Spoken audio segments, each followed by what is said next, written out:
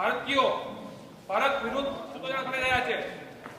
એક બીજી ઘટના, સિયાચીનમાં આપણો એક જવાન 6 દિવસ સુધી બરફની નીચે રહીને મોતથી ઝૂમીને શહીદ થયો છે। આ બે વસ્તુ લઈને અમે આપ સુધી આવ્યા છીએ। તો આગળની વાત મૂકવા માટે હું જયદીપસિંહ ડોડિયાને વિનંતી કરું કે આપની સમક્ષ એ વિષયની વિસ્તૃત ચર્ચા કરશે। જયદીપસિંહ ડોડિયા। મિત્રો, બહુ લાંબી વાત કરવાની નથી, ટૂંકી વાત કરવાની છે। તો એટલા સમય આપણે બધા શાંતિથી સાંભળીએ એટલી ખાલી તમારા બધા ઉપર મારી આશા। મિત્રો, એક તો 9 ફેબ્રુઆરીના રોજ સાંજના સમયે દિલ્હી જવાહરલાલ નહેરુ યુનિવર્સિટીની અંદર સાંસ્કૃતિક સંધ્યાના નામે અમુક વિદ્યાર્થી સંગઠનો કાર્યક્રમ કરવાના હતા। અખિલ ભારતીય વિદ્યાર્થી પરિષદને એ કાર્યક્રમની જાણ થતા કે આ કાર્યક્રમ દેશ વિરોધી કાર્યક્રમ થવાનો છે, એટલે એમને તેના વિષયનું ધ્યાન થયું કે આ કાર્યક્રમ માટે પરવાનગી રદ કરો। એટલે વીસી સાહેબે પરવાનગી રદ કરી કે તમે કાર્યક્રમ કરી શકશો નહીં। તેમ છતાં પણ સાંજના સમયે વિદ્યાર્થીઓ ભેગા થયા અને અચાનક પોતાના બેગમાંથી અફઝલ ગુરુના ફોટાવાળા પેપરો એમને કાઢ્યા અને અચાનક સૂત્રોચ્ચાર બોલાવવાનું શરૂ કર્યું। हिंदुस्तान मुर्दाबाद, पाकिस्तान जिंदाबाद, भारत तेरे टुकड़े हो गए इंशाअल्लाह इंशाअल्लाह, अफजल गुरु हम शर्मिंदा है तेरे खातिर जिंदा है, कश्मीर को आजाद करो आजाद करो, अफजल मांगे आजादी कश्मीर मांगे आजादी हम मांगे आजादी। आवा सूत्रोच्चारो त्याना विद्यार्थी संगठनोए 100-150 विद्यार्थी 200 विद्यार्थी भेगा थया છે। देशની અંદર આના બહુ ગંભીર અને ઘેરા પ્રત્યાઘાત પડ્યા કે ભગતસિંહ, સુખદેવ, રાજગુરુ, લાલ બહાદુર શાસ્ત્રી, મહારાણા પ્રતાપ, શિવાજી આ દિવસ માટે આઝાદી માટે લડ્યા। એક સમયે ભારત દેશની અંદર એવા બનાવ બને કે જેની અંદર હિન્દુસ્તાન મુર્દાબાદના નારાઓ લાગે। એ લોકો એવું કહે છે કે ભારત તેરે ટુકડે હોંગે ઇન્શાઅલ્લાહ ઇન્શાઅલ્લાહ, પણ એ જેએનયુના ગદ્દાર વિદ્યાર્થીઓને ખબર નથી कि जो भारत ना टूटा औरंगजेब की तलवारों से, जो भारत ना टूटा बाबर के ललकारों से, वो भारत क्या टूटेगा जेएनयू के चंद गद्दारों से।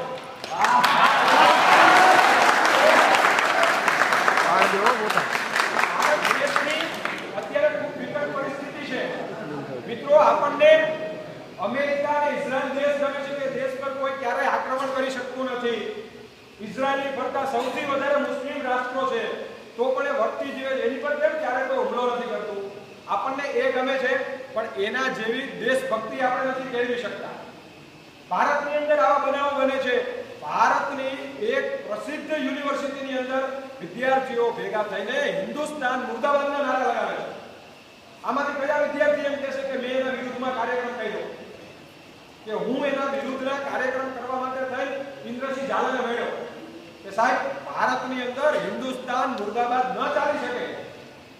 અને ત્યારે કોંગ્રેસના chocolate boy Rahul Gandhi university પર જઈને બેસે છે અને ઉપવાસ કરે છે કે ભારતની અંદર વાણી સ્વતંત્રતા છે, વિદ્યાર્થીઓ બોલી શકે, એમના બોલવા પર કોઈ તરાપ ન મારી શકે। મિત્રો, ભારતની અંદર વાણી સ્વતંત્ર 100% છે, પણ એવી વાણી સ્વતંત્રતા નથી કે તમે ભારત મુર્દાબાદ હિન્દુસ્તાન મુર્દાબાદના તમે નારાઓ લગાવો, ન ચાલી શકે। અને અત્યારે ભારત સરકારે એમના પર દેશદ્રોહનો ગુનો લગાડી એમના દરેક લોકોને અટકાયત કરી છે અને એમને જેલ ભેગા કર્યા છે।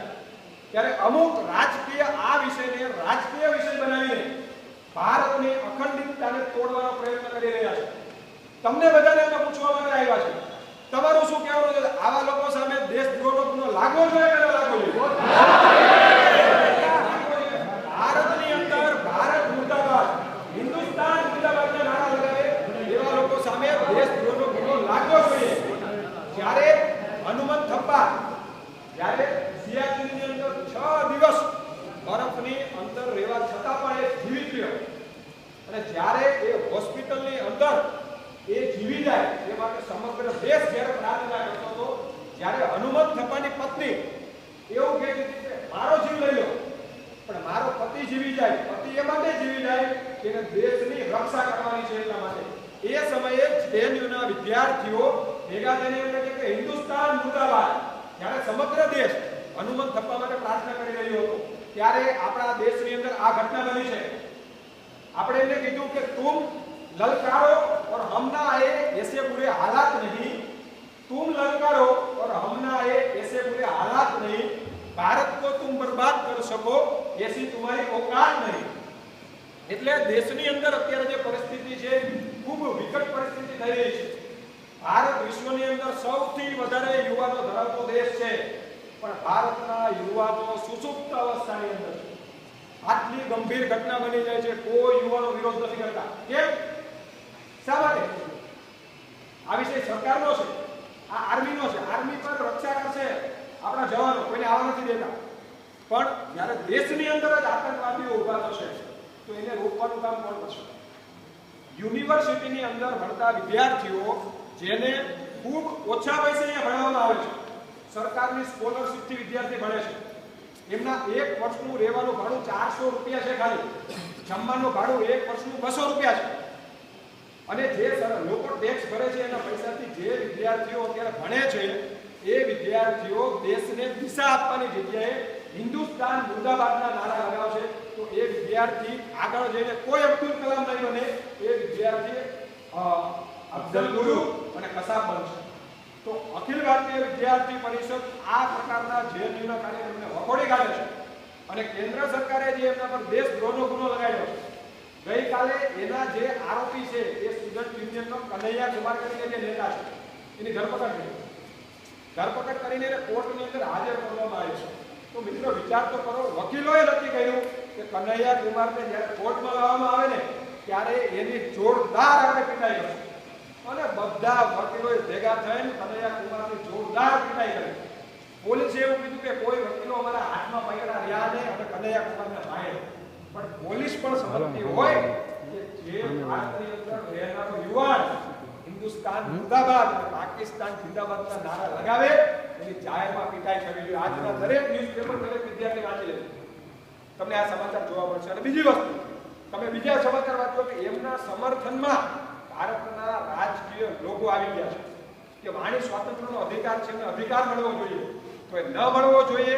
અને કેન્દ્ર સરકારે એમના પર જે કાંઈ પણ પગલાં ભર્યા છે એ 100% યોગ્ય છે. અને આપણે સુરેન્દ્રનગરથી દિલ્હી યુનિવર્સિટી સુધી, જેએનયુ યુનિવર્સિટી સુધી, કેન્દ્ર સરકાર સુધી આપણે કહીએ છીએ કે ગોલી મારો સાલે કો, જૂતે મારો સાલે કો, ઇસ દેશ કે ગદ્દારો કો. ભારતની અંદર ભારત મુર્દાબાદના નારા લગાવવા વાળાની કોઈ જરૂર નથી. એમના પર દેશદ્રોહનો ગુનો લગાડો, એમને ગોળી મારો અને એમને ઝડપથી ફાંસી આપો. ભારતની અંદર આવા યુવાનો માટે જગ્યા નથી. વંદે માતરમ. ભારત માતા કી જય.